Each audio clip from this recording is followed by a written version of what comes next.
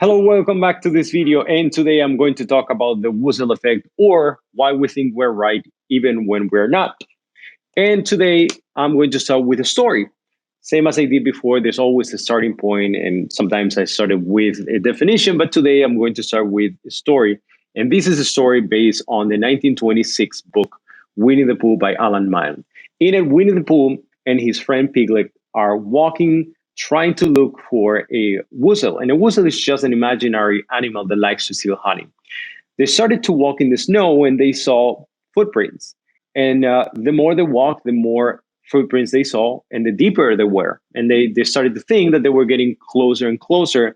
And then they were even more motivated to continue to pursue the whistle.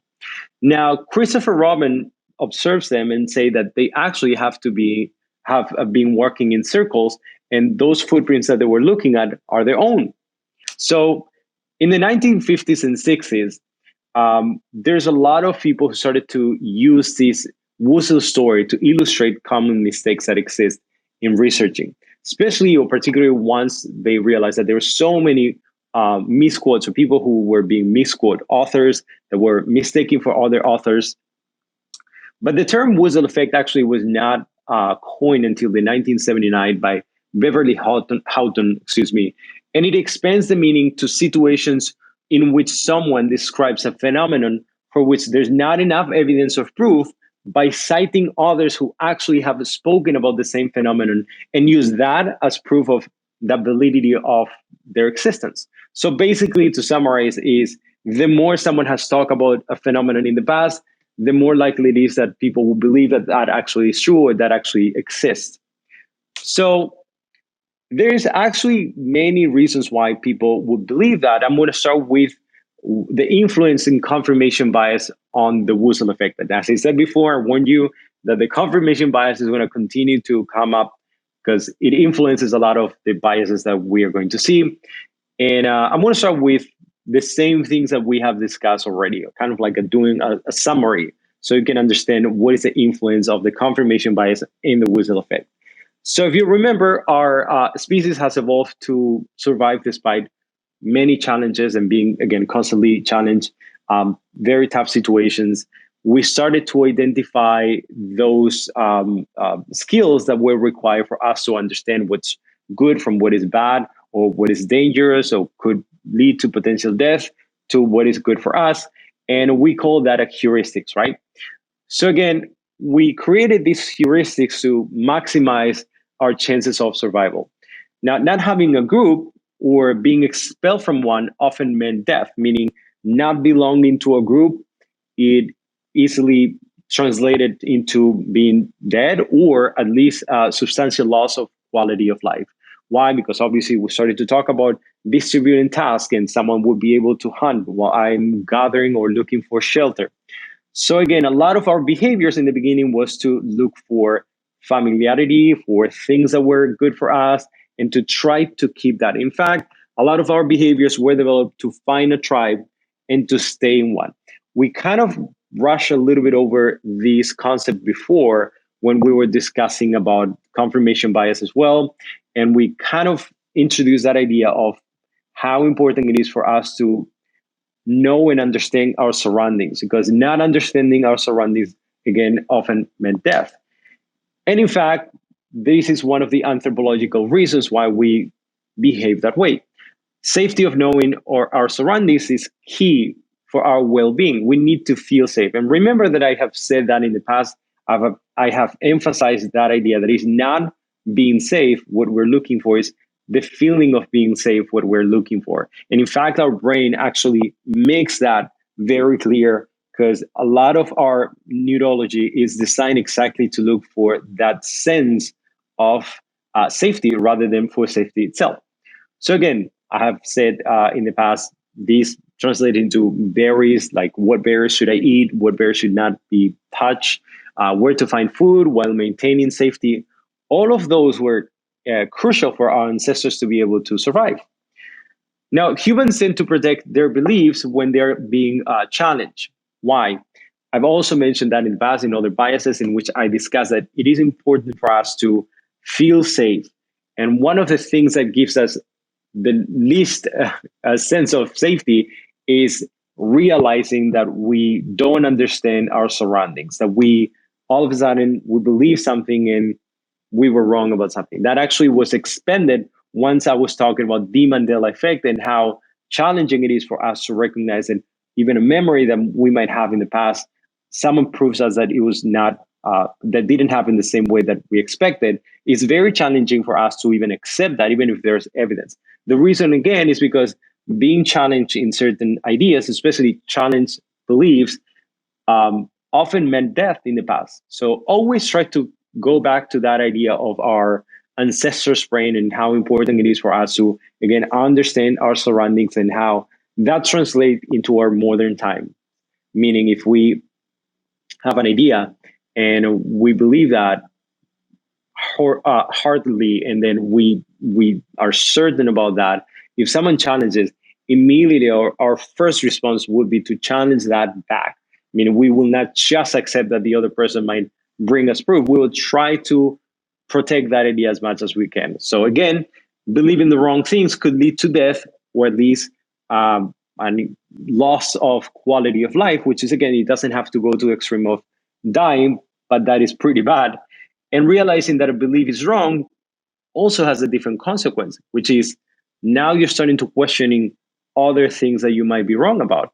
And again, limiting your sense of security or making you feel more insecure about yourself, about your environment, and feeling overall more stressed and more anxious.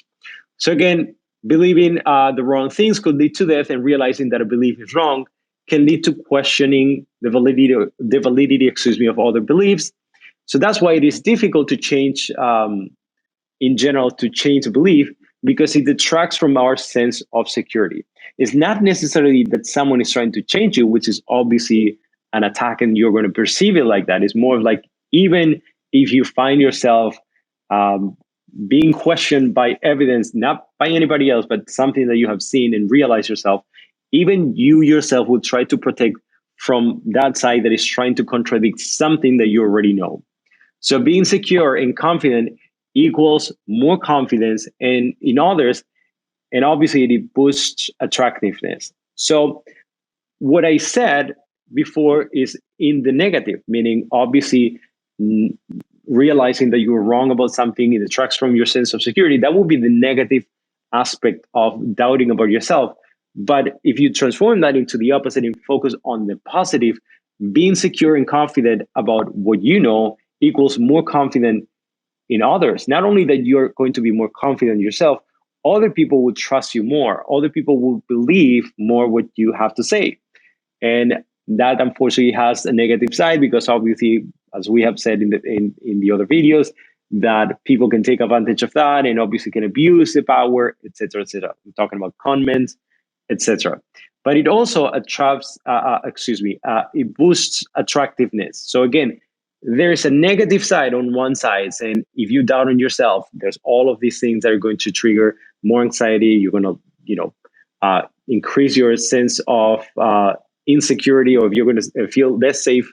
But then you also have the possibility of actually following the other path, the path of following whatever belief that you have, and being secure equals in more confidence in yourself, also more confidence that others are going to give you, and then it boosts attractiveness. So as you can tell from now, it's very challenging once you have those two opposite point of view pulling you in the same direction. I always like to explain a little bit of the neurosciences. Probably this video, I'm going to go a little bit deeper than I have gone in the past. And I'm going to talk a little bit about the brain, but hopefully not be too much. So again, I'm going to talk about the neuroscience, the neural circuits. So now, the human brain is designed to recognize patterns. Obviously, we have discussed this in the past. Our ancestors couldn't learn everything, the same things over and over again. They would have to have a system that allowed them to identify things quicker, because not knowing things in the past could, again, lead to death. So first we have the heuristics, but now how does that translate into our brain? What is exactly what happens? So our brain again is designed to recognize different patterns. Like for example, what I was saying, well, that is a red berry, and it kind of looks like the same berry that I was looking at the other day. Someone was eating it, and that person was fine. So that means that I could eat those berries. So you started to look for certain patterns to recognize things that are good, or the opposite. Maybe there's a dark berry that looks exactly the same as that, and the last time that I saw someone eating that, that person died. So I'm going to make that conclusion. So I'm establishing a pattern between those trees, and now I'm recognizing the same characteristics in those trees, and now I can infer a conclusion. Now, again, the human brain is designed to recognize patterns, especially to avoid threats or to obtain rewards quickly. Pretty much what I was saying, especially in the past, used to mean that what is bad or could kill me or could uh, create a detriment on my quality of life, and what is good for me, what is nutritious, what is the thing that's going to allow me to survive. Now, to increase efficiency, our neurological system creates connections between neurons called neural circuits. So basically, the paths that I have discussed in the past, and in the other video when I was talking about the memories and how memories are formed, those are neural circuits. So basically, you connect different neurons and then you create a path. So those neural circuits or neural paths are reinforced every time a similar situation is presented.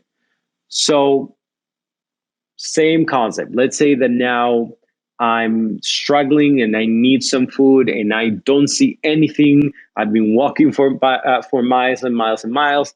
I haven't found anything at all. All of a sudden, I see a tree, and the first thing that I have to think is that something that I can eat? So immediately our brain starts to compare with the things that we have had in the past, and then immediately I elaborate the same or try to evoke the same experiences that I've had in the past. So if I have a similar experience with that tree, I immediately think, all right, so what are the things that I can eat? So based in my experience, the things that I did in the past, I need to go up. I need to maybe take these, be very careful because maybe the leaves are not poisonous, but might create some damage on my skin. So all of that behavior is part of what we have as a neural paths or neural circuits, meaning now we recognize, not only we recognize what we need to eat, but now we actually understand how to proceed from there. So every time we encounter a similar experience, we tend to evoke the same and create or recreate the same path. And every time we do, those paths tend to be a little bit stronger, meaning the next time now I don't even have to think that much. It's going to come out naturally. Now, the disadvantage of this phenomenon of every time we do something, we tend to strengthen those same synapses, is that we have the possibility of being wrong or of our brain confusing similar situations as the same when they're not, thus making it more difficult to accept alternative explanations and responses to the phenomenon. With the same example that I was giving you, what if now I'm confusing those two trees, like a tree that it was very similar from the past, and I'm confusing, and I'm thinking that the way that I can proceed is just by going up, and then I need to cut the fruit in half, and I cannot just eat, I can only eat one part, but it turns out that this is a different fruit, and then I'm actually eating the wrong portion. Now, obviously, that could actually have horrible consequences in the past. Now they translate into you might actually confuse two different situations as the same one. Like, for example, recognizing as a person as a different person. And that happens, for example, a lot when some people are being unfairly targeted or when someone is being accused of something because the person who saw, for example, I'm talking about a crime, a person who sees a crime and confuses two people because a person looks the same or because a person is of the same race, and then that person is prejudiced towards that. So that is a very common and unfortunate phenomenon, and it comes because, again, we have certain patterns that sometimes are difficult to disengage. They're difficult for us to not go into a default and go towards the same path that is familiar to us. Now, this is the big picture. But if we go a little bit deeper, I'm going to talk about the dopamine. And I know that I have introduced the dopamine in the past. Remember, that is a neurotransmitter that is in charge of reward or the reward system. And in this case, has a lot to do with the Woozle effect. I'm going to say that in why in a second. But if you remember from the first, aka your your brain, this was your prefrontal cortex, frontal cortex. This will be the top of the brain. That will be the parietal and the temporal lobe, and then you would have the occipital lobe that is here. You don't have to remember all of the names. Just remember front, top, back, and sideways if you want. And on the base, we have the amygdala. So if you remember, I talk about the cortex being that part of the brain that is the new part of the brain that will be the external part of the brain, which is pretty much what you could see if this was your brain as your hand, right? So the deeper portions are the ones that are more primitive, the ones that evolve first. So the neocortex, again, that portion that is newer, is what separates us from most animals. Our capacity to reason, everything is right here, right? However, we're still highly dominated by our limbic system, and the limbic system is the one that we have deeper. So a portion that we discussed in the past, if you remember, was the amygdala, and this is a deeper portion and is at the base of the brain and is not part of the cortex or the neocortex. Now, our behavior is influenced by our reward system. This reward system is composed of groups of neurons that form different nuclei. So basically, the nuclei is so every time you put different neurons working together, you form a nuclei, right? So different nuclei can form systems, and those systems tend to work together as well. So again, it's not only that the neurons work together and form the nuclei, is that the different nuclei can actually work together as well.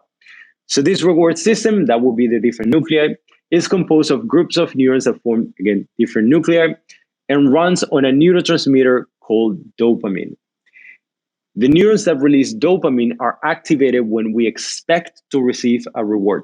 And this is important because a lot of people talk about the dopamine being the reward neurotransmitter.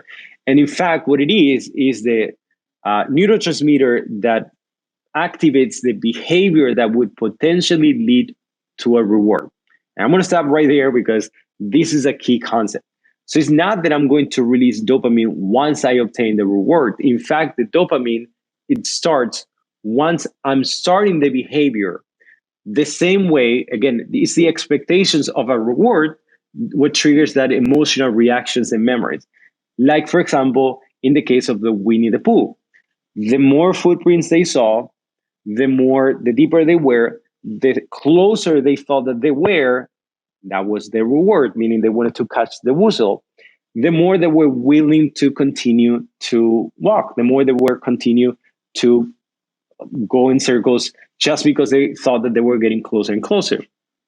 So now, excuse me, it's not again the reward itself that will trigger the dopamine, it's the behavior leading towards the reward that actually activates the dopamine. So again, very clear, dopamine is not there for the reward, is to create the behavior that activates.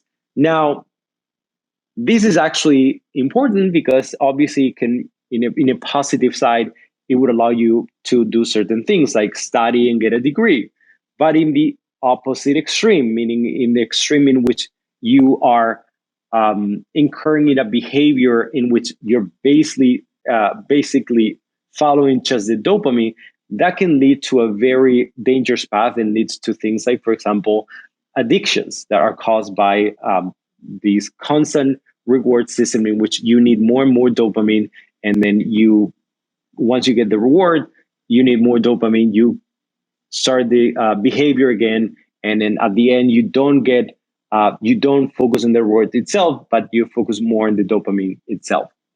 So again, the more footprints they saw, the deeper those footprints they were. In the case of the Woozle and Piglet and Winnie the Pooh, and the more dopamine was released, and the more they were willing to continue. Now, other than the brain and the dopamine, there's also one thing that I need to make sure, again, dopamine is in charge of starting the behavior, but the dopamine also has an effect on synapses. And what are the synapses? So basically, synapses are the connections between the neurons, right? So if you remember, the neurons are there to create and work together. They form a nuclei, and the nucleus itself can work with other nuclei, and that is a system. So the dopamine not only um, intervenes, as I said before, creating those behavior or favoring those behaviors that potentially would lead to a reward, but also strengthens synapses. In other words, it strengthens a neural circuit. So basically, every time you have a dopamine release, you're actually making something stronger. And what is it? Whatever behavior that you're creating or recreating is getting stronger and stronger, which means that in the future, it will be easier for you to get to that point, making it easier to evoke the same response in the future. And that is important because that is the basis of how the dopamine is involved in hardwire related memories. Now, there are different connections that might actually illustrate this a little bit better. And I'm sorry because I know that these might be a little bit too neuroscience-y, but these actually needed some explanation. There are different connections between the hippocampus. If you remember, I talked about the hippocampus was the memory center. Remember, that is not necessarily where you store memories. Remember, the memories are not stored in just one place. The case of hippocampus, what it does is basically connecting those different portions where the memories are stored, and then it's like an organizer of memories. And also, if you remember, it will be kind of, if I separate this, it will be kind of like this in the middle. So you have, again, the hippocampus. There's also connections with the amygdala, which is at the base, if you remember that, and the prefrontal cortex that is in charge of reasoning and planning. And why am I mentioning all of that? Because the dopaminergic pathways are also responsible, because of all of these connections, for the creation of emotional association with rewards and memories. And it drives our behavior in one direction or another. So basically, all of these connections, remember that prefrontal cortex is in charge of reasoning and planning and creating a response. Um, then the hippocampus is in charge of connecting all of those paths to recreate the memory or to evoke the memory back. And we also talk about the amygdala that was activated once we are exposed to something traumatic. So all of that, and now uniquely, all of that, those dopaminergic pathways are also responsible, as I said before, for the creation of emotional associations with rewards, meaning not only that now you're thinking about the experience, but also how you felt about the experience. And it is important because depending on how you feel, you're going to go in one direction or the other one. So again, associations with reward, which drives our behavior in one direction or another direction. Now, let's actually go back to a more current time, and how can we link this to our day by day. So I know there's going to be a little bit of a jump, but I want to start making that connection on how we can connect that with, again, our current times. And I want to talk about algorithms, something that I already have discussed. Every year, algorithms become better and better at predicting what you want, and they offer exactly that, offer you what you have searched. So if you have searched about a particular brand of soap or a particular song, all of a sudden you have all these ads recommended to you, all these songs from the same artist or someone who is similar to that artist. These algorithms are learning not only about you with every search, which they do, the algorithms also learn about people that are like you. So basically, the algorithms learn to identify patterns the same way that you do, meaning your brain create patterns. So are the algorithms. They create different patterns and they link people like you together, and they kind of make some sort of persona based on you and others like you, and starts to see patterns and offers you exactly what it interprets as what you like.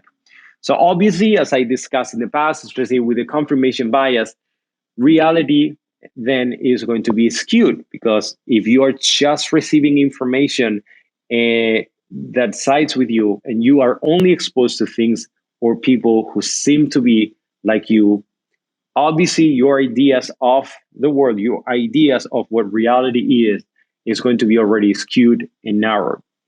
Now, all of these not only promotes a confirmation bias, as I was saying before, but it makes it easier for you to get lost in the mist of information. And that is a key element of the Woozle effect. You probably are wondering, what does this have to do with the Woozle effect? Well, it turns out that it has to do a lot, because if all the information that you have is already pre-selected towards you, you're going to have, like, as I said before, a very skewed version of reality.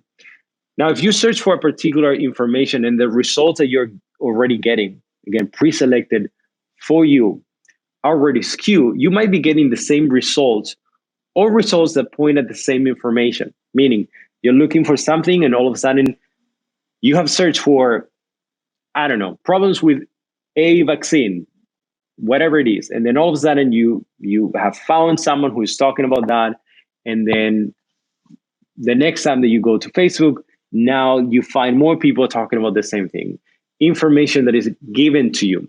It happens the same with YouTube. If you search the same in YouTube, you might come up with the same results over and over again. And again, now it's not only that you're finding the same information, you're finding people, a lot of people who are talking about the same information. Obviously, you're not going to make that effort.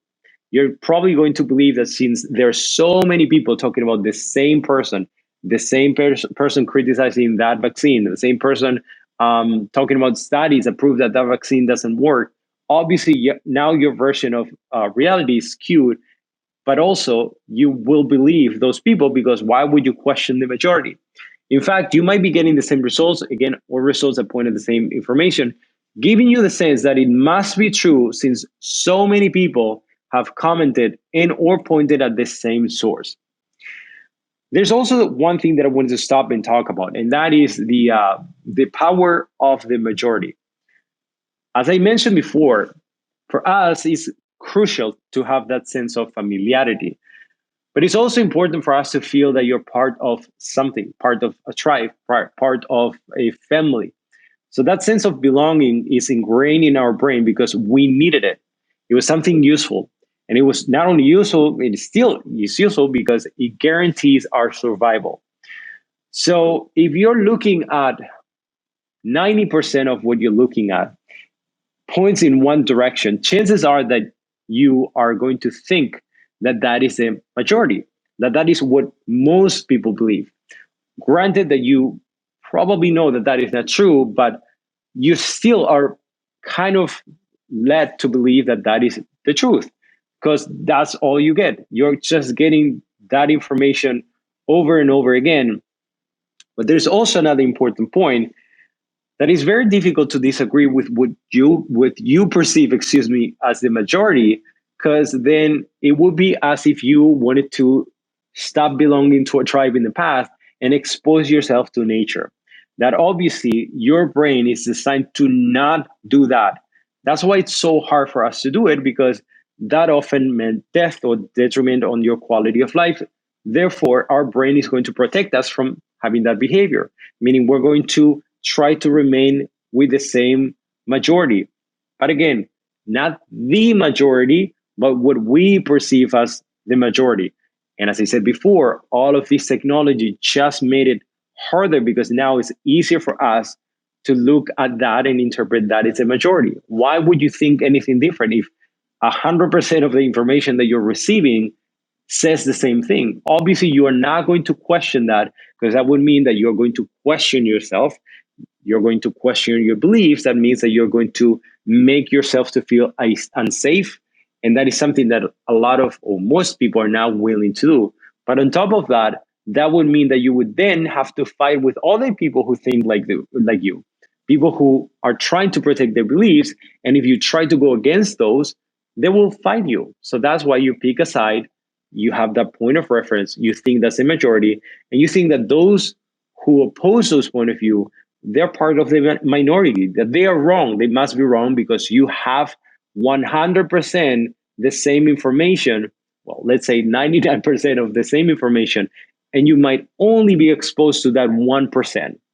And then you go ahead and then you say, well, I try to look at both sides, but you're actually not doing it equally. You're not actually contrasting that information, because if you did, you would know the same things from one side than the other one. And most of the times we don't do that. When we say that we look at both sides, what we do is just we look at the criticism that my side made about those sides, and we learn the points that debunk those sides, and we think that we're making an effort, when in reality we're just again looking at a very skewed version of reality. So again, disagreeing with the majority might be dangerous, because it often meant again either death, because that would be expelled out of the tribe, or a detriment on our quality of life. Now, I'm going to give you a couple of examples of the Woozle effect, and maybe this is going to be a little bit easier. So, a 2008 study conducted by the Institute of Justice. This is probably one of the most classical examples that you are going to encounter on the Woozle effect. Talk about the prevalence of human trafficking. So, basically, they conducted a study because they wanted to see how terrible was human trafficking in the world, and they gathered literature between 1990 and 2006. The problem is that unfortunately, many of those articles that they have, many of the literature, and there were plenty of articles, were either unsourced or worse, cited the same source. Now, the problem is that if this is then used, meaning this study by the Vera Institute of Justice, by the way, I have to give them that they actually own that. They actually later on they discuss the problems of doing this research. So the problem with this is that if policies are made based on data that is clearly faulty, you can imagine that you might be way off. You might be thinking that there's actually more human trafficking than it really is, and then therefore you will incur in some policies that are trying to compensate for something that doesn't exist. Or worse, you might actually have some literature that is faulty in the other direction, and it might not give the right information. Therefore, the policies will not address the real problem. There's also another example that I wanted to give you. This is a little bit less dramatic. Now, have you ever heard that idea of 10,000 hours to be good at something? Well, we have to think that to Malcolm Gladwell's book, Outliers. This was a book written in 2008. And in it, he actually doesn't talk about 10,000 hours to be good at it, at anything. He says 10,000 hours to become an expert. Now, the author, meaning Malcolm Gladwell, cites a research done by Professor of Psychology Anders Ericsson and collaborators. And basically, that was a study conducted among people who were violinists, and they wanted to track their progress, and they wanted to see what took them to become that good. Now, they also talk about that concept of deliberate practice in the success of violinist players. Now, they concluded that it takes around 10,000, or it took those people around 10,000 hours of deliberate practice to become an expert. But the reality is that they clarified themselves. In fact, the author of the psychology, Mr. Anders Ericsson, Dr. Anders Ericsson, he clarified himself that in the study, he conducted the same study to different type of people. And some of these people actually never spent 10,000 hours, spent less time. Then there are other people who actually became experts, but it took them way longer than that. And there are some people who spend that amount of hours and even more and never became experts. They talk about that concept of deliberate practice, but they also notice that there were other problems that needed to be addressed for someone to be an expert. Like, for example, family support, that was crucial.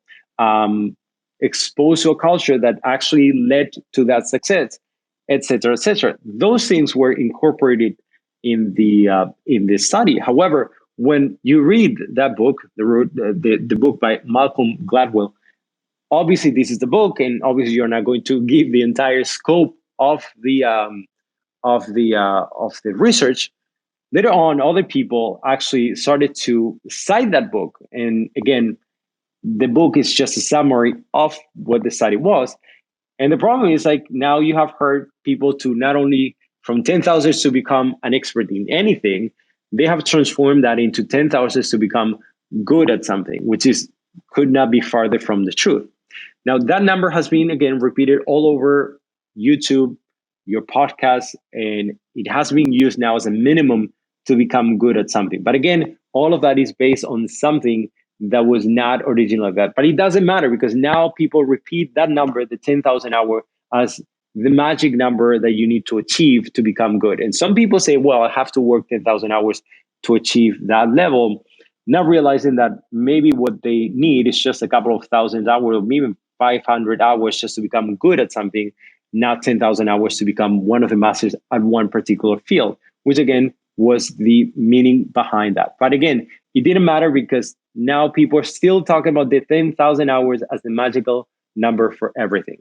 Now, next, in the next video, I'm going to talk about the Dunning-Kruger effect, or why we think that we are better than we are. And as usual, I hope that this has been useful. I know that this one contains a little bit more about neuroscience. Hopefully, this is informative. As usual, this is for you to self reflect, not to impose anything, to shame yourself or to shame other people, but to self reflect. As usual, I hope that this is informative, that you like it. Thank you so much for watching this video, and I see you in the next one.